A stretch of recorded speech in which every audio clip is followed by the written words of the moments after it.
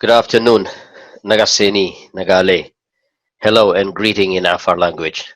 Thank you for reaching out to us to be part of first annual Baito YIAKL conference in the USA.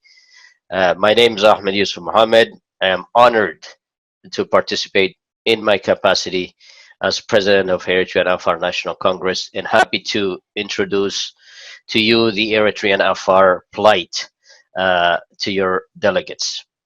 I want to start by congratulating Baito YIAKL in the USA in a message of solidarity for your first annual conference. Congratulations on all uh, the hard work you have done in mobilizing Eritreans to be involved in the struggle for democratic change in Eritrea. I also want to send my a message of great appreciation and want to thank all of your YIAKL team in USA and Canada for your humanitarian assistance for the Eritrean Afar refugees in Isaita camp in Ethiopia, donating over 50,000 US dollars in response to COVID-19 in earlier this year. I want to thank you on behalf of the Afar refugees and my organization, the EANC. Your solidarity is greatly appreciated. Our organization is mandated by the Afar people to lead the Afar fight against the Afar marginalization, assimilation, discriminations, and poverty and ethnic cleansing of our Afar people in Eritrea.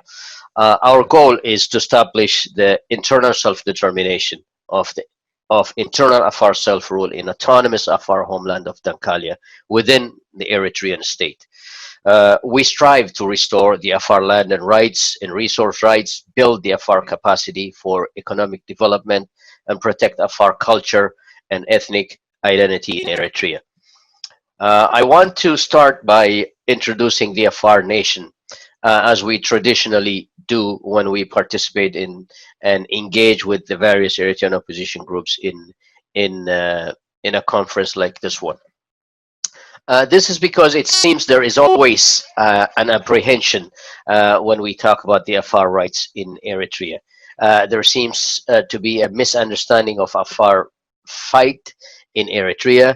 The propaganda machine of Eritrean regime was successful in painting the Afar as a region hostile to Eritrean sovereignty or those who want to break up the nation. I want to reassure our brothers and sisters here and beyond our friends in YIAKL movement that we, the Afar nation, and our opposition groups, we are part and parcel of Eritrean dreams and aspirations. And I want to emphasize that such a propaganda has no place in our democratic opposition, and that as one of the leading Eritrean groups, we are committed to protect Eritrean Eritrea's sovereignty and its national borders. I want to organize my presentation into three categories. Who are the indigenous Afar? What are the situation of Afar in Eritrea today? And what is the Afar democratic vision for Eritrea tomorrow? uh, the Afar history in this part of the region known as Eritrea extends to over 5,000 millennia, over 5 millennia, 5,000 years. In this region, the Afar history was predefined in a territory spanning over three current sovereignties of Ethiopia, Djibouti, and Eritrea. In this region, as known as Afar Triangle, the Afar people had independent self-rule, governance structure over its land and resources, territories with traditional customary laws governing themselves free of any interference from outside. In this territory, the indigenous Afar nation have also been defending the Afar territory against superpowers of the time, like the Portuguese, the Egyptians, the Turkish Empire, the French, and the Italians, and many more. They have countless attempts. They have seen countless attempts of colonial occupation and aggressive conflict with various Abyssinian rules who tried to occupy the Afar land and resource, especially the seacoast. And in this book, uh, the latest book called The Dynamic of Unfinished African Dream, uh, Ancient History of Eritrea by Muhammad Khair Omar, you will find references by the Afar uh, historian Dr. Hashim Gamal ad-Din, how the independent Afar sultans were organized, how the Afar self-ruled themselves, having control over their land and the entire Afar triangle, and have been signing of 19 agreements with foreign powers. Uh, One of those independent sultanates was the Sultan of Garifo, Sultan of Biru. The historic anti-colonial sentiment struggle for Afar resistance struggle was led by a young sultan named um Yasin Haisama, who bravely fought the Italian Mussolini colonial forces for over 30 years, preventing the colonization of major part of Afar land in Eritrea in 1869. He died defending the Afar territory along with thousands of Afar men. This is a type of history that is not told, or many Eritreans are not aware of. Ultimately, the war with Italian colonialists was won by Italy. Of course, the Afar Sultanate was defeated. Italy controlled over the Afar territory, and in fact, entire Eritrea in 1935. In the 1960s and in the 1950s and 60s, and the time at the time of liberation struggle for the liberation struggle in Eritrea, the Afar were also very instrumental getting the liberation struggle off the ground. Places like Sidi Haela, other coastal villages served as key entry point for logistics and weapons into a battlefield. So what is the situation looks like for the Afar nation in Eritrea today? Um, Today in Eritrea, the Afar rights are not recognized at any level, uh, culturally or politically or economically. The Eritrean regime is targeting the Afar identity. The Afar land and resources are being sold left and right. The indigenous Afar culture, their economic means as indigenous people, have been systematically destroyed. Their fishing coasts have been sold to international criminal gangs. Any Afar fishermen found fishing on their traditional waters are being fired upon, shot dead before any questions is asked. Uh, their livelihood and means of survival of their traditional land and resources are taken away at gunpoint. Thousands of Afar population has been forced into poverty and forced out of Eritrea. The history of Afar customary law used to govern Dankalia has been systematically dismantled and destroyed. The sultans and traditional leaders who spoke about the injustice either killed or forced into exile. In a short, the Afar in Eritrea are faced with existential threat, unlike anything we have seen in the past 6,000 years. The government of Eritrea have been accused of uh, every inconceivable crimes against Afar citizens by international community and by the United Nations. The major crimes such as ethnic persecution, crimes against humanity, mass murder, mass graves, mass displacement of Afar community from coastal villages and strategic lands and properties.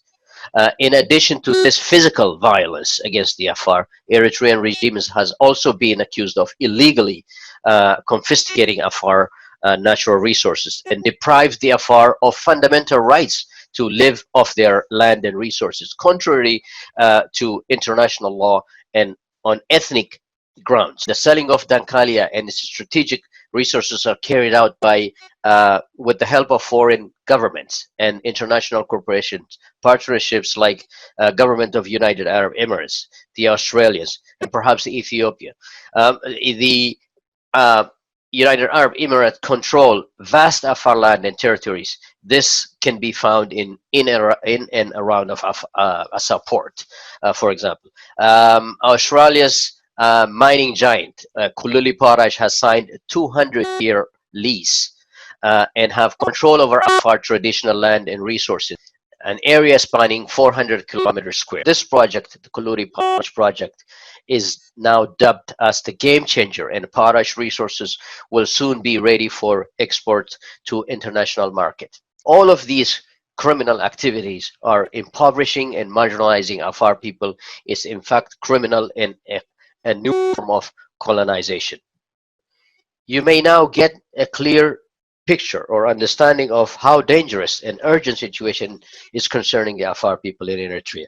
Perhaps now you understand the position of Afar people and our political views and uh, grievances in regards to Eritrea's future. As indigenous people of Eritrea, as people who have sacrificed so much for Eritrean liberation, our lives, our history, our strategic resources, unlike any other groups in Eritrea, the Afar people deserve better. The atrocities, the aggression, and the marginalization has to end in Eritrea. This is why we are calling for a complete redoing of Eritrea's oppressive system, complete removal of a tyrannical PFDJ system, and not a cosmetic change in Eritrea. No nation building can achieve its goals if it acts like a colonial powers against its indigenous people. Uh, no one wants to build an Eritrea who is enslaving its young men and women in Sawa and force them into refugee camps. Brothers and sisters in the YIAKL movement here in the USA and beyond, the time is yours. The future is yours. It is time to redefine and revisit the way we think about each other. It's time to think group rights instead of individual rights. It's time to think diversity and multiculturalism instead of excessive centralization and protecting the status quo. We do not want to leave a future for our children complicated with internal conflicts over governance, over natural resources, or demeaning to our cultural social fabric. So you may ask, what is the Afar democratic vision for Eritrea? Our vision for democratic Eritrea includes a power-sharing constitution, a federation between Eritrea's historic multi-ethnic, multi-regional, and multi-religious society. Uh, Eritrean people need to own their future, opportunity to govern themselves freely, the right to own their land and their economic future. Eritrea does not have one culture or one identity. It is a multicultural and multi-ethnic and multi-religious nation. The Eritrean Democratic Constitution must reflect the multicultural, multi-ethnic, multi-religious makeup of the country. These rights need to be enshrined in a federal constitution and guaranteed. Our vision for Eritrea will lead to peaceful coexistence between Eritrean nationalities and the fair sharing of wealth and natural resources between Eritrea's federated regions in accordance with the rule of law. Even if these resources primarily come from Dankalia and the traditional Afar territories. This will advance our national unity, brotherhood, and social cohesiveness and economic empowerment for all Eritreans. Our vision is quite the opposite of the current tyrannical system of governance in Eritrea. Excessively centralized model is one dictatorship that is meant to the special status quo and his military elitism. We need to build a strong trust among our opposition partners and make sure every voice and concern and their grievances are heard. Remember, as far as Eritrea's constitutional roadmap is concerned, there is no off-the-shelf model that can satisfy our diverse views and our grievances as Eritreans. We must learn a valuable lesson from other democratic and developed nations around the world, how these nations accommodate different ethnic groups, different religion, different regions, different indigenous people, conservatives or liberals or any others, and have a country that represents all of them and a constitution that represents all of them. Eritrea is no exception. Eritrea's solution lies with the, respecting each other, equality of nationalities, and understanding of our differences. The Afar vision I spoke about for democratic change in Eritrea is affirmed and reaffirmed by Afar declarations over many years, by the Afar traditional and political leadership, by the Afar refugees and men and women across the diaspora and beyond. The future is under your hands, brothers and sisters. Let's work closely and build the trust and build our nation. Um, thank you for this opportunity to speak to you. Send my message of solidarity and look forward to working with you. Thank you and all the best.